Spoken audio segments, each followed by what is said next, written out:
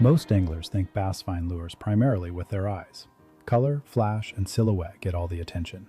But in many of the situations where you actually catch fish, the bass has already sensed your lure long before it ever sees it. That sensing system is called the lateral line, and it is one of the most underused advantages in bass fishing.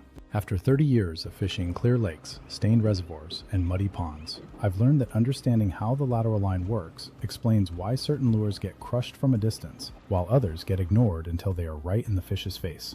It's a lesson that applies no matter where you're fishing, whether that's a gin-clear mountain lake, a muddy flood control reservoir, or your neighborhood farm pond. The water conditions change from lake to lake, but the biology behind how a bass senses your lure never does. I'm Travis from Green Valley Anglers, and in this video, I'm going to break down the science of the lateral line, show how bass use it to detect your lure, and give you practical ways to make that system work in your favor. Stick around, because by the end of this video, you're going to look at every lure in your tackle box a little differently. Let's start with the biology, because once you understand what's actually happening under the water, everything else clicks into place. The lateral line is a sensory system that runs along both sides of a bass, from the head to the tail. It is made up of specialized organs called neuromasts that detect water movement and pressure changes. There are actually two types of neuromasts involved. Superficial neuromasts sit right on the skin and pick up slower, close-range water movement. Canal neuromasts sit inside fluid-filled canals beneath the skin and are tuned to detect faster, higher-frequency vibrations, like the buzz of a spinnerbait blade or the rattle inside a crankbait. Together, these two systems give a bass a remarkably complete picture of what's moving around it, even in zero visibility. These neuromasts respond to low-frequency vibrations and the particle motion created when something moves through the water. In simple terms, the lateral line lets a bass feel the water being pushed and pulled around it. This system works in the near field, meaning it is most effective at relatively close range compared to long-distance hearing or vision. But within that range, it is extremely sensitive. These fish can detect the subtle pressure waves from a struggling baitfish, a crawfish kicking, or the thump and pulse of a lure well before the lure enters its clear visual range. This is why fish often turn, track, or commit to a lure in stained water, low light, or heavy cover where vision is limited. They are not guessing. They are feeling the disturbance your lure creates. I've seen this play out on the water more times than I can count. A bass will come from 3 or 4 feet away, out of the grass or off the bottom, and slam a bait it never could have seen coming. That's the lateral line doing its job. I remember one afternoon on a stained reservoir when nothing seemed to be working. I picked up a chatterbait, made one cast into some scattered brush, and within 2 cranks of the handle, a solid 3-pounder crushed it from what had to be 5 feet away. There was no way that fish saw the bait coming. It felt it. Now here's where it gets really interesting. Why this system actually matters more than most anglers realize. Vision is powerful in clear water and good light.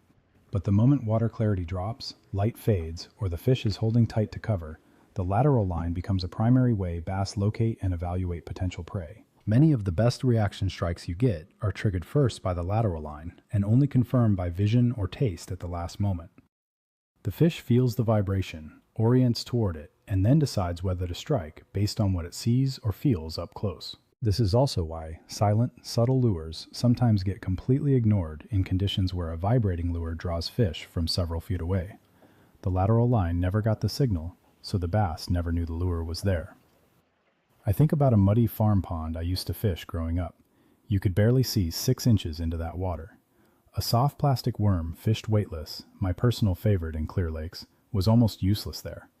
But a chatterbait or a lipless crank fished through the same water produced fish after fish, because those baits were announcing their presence the whole way back to the boat. Understanding this changes how you think about lure selection.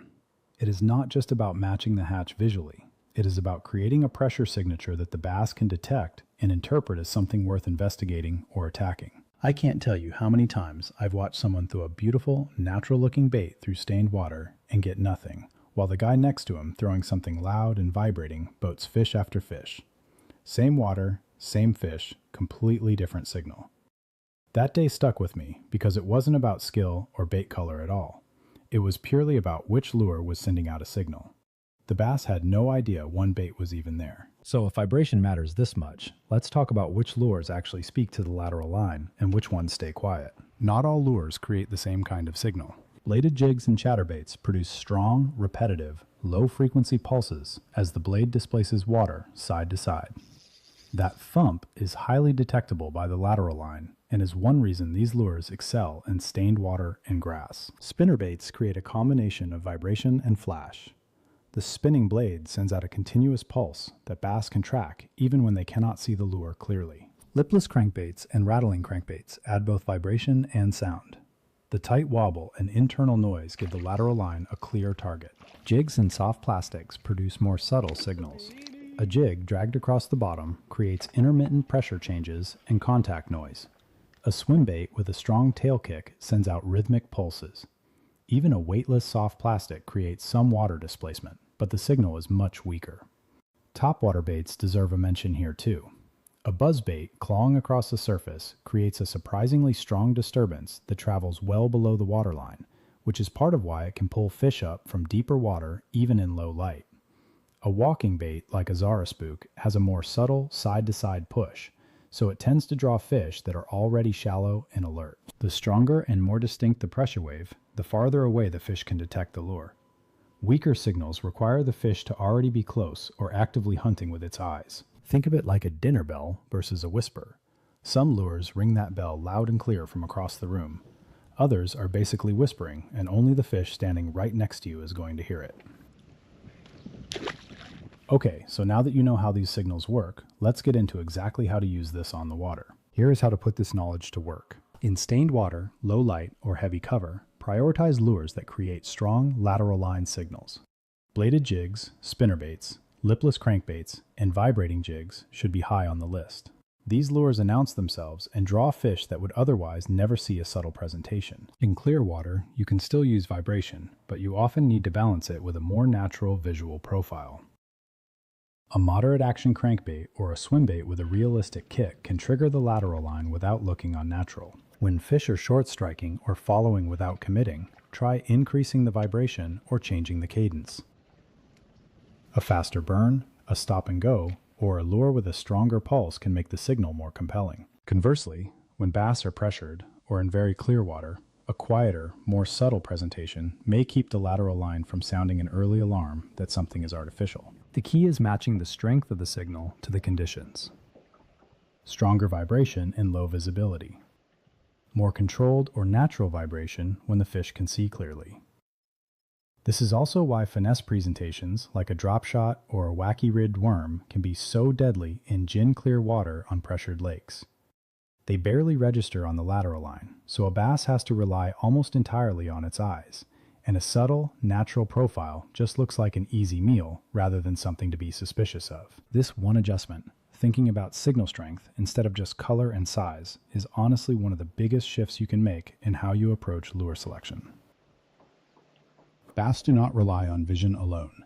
The lateral line lets them sense the pressure waves and vibrations your lure creates before they ever see it.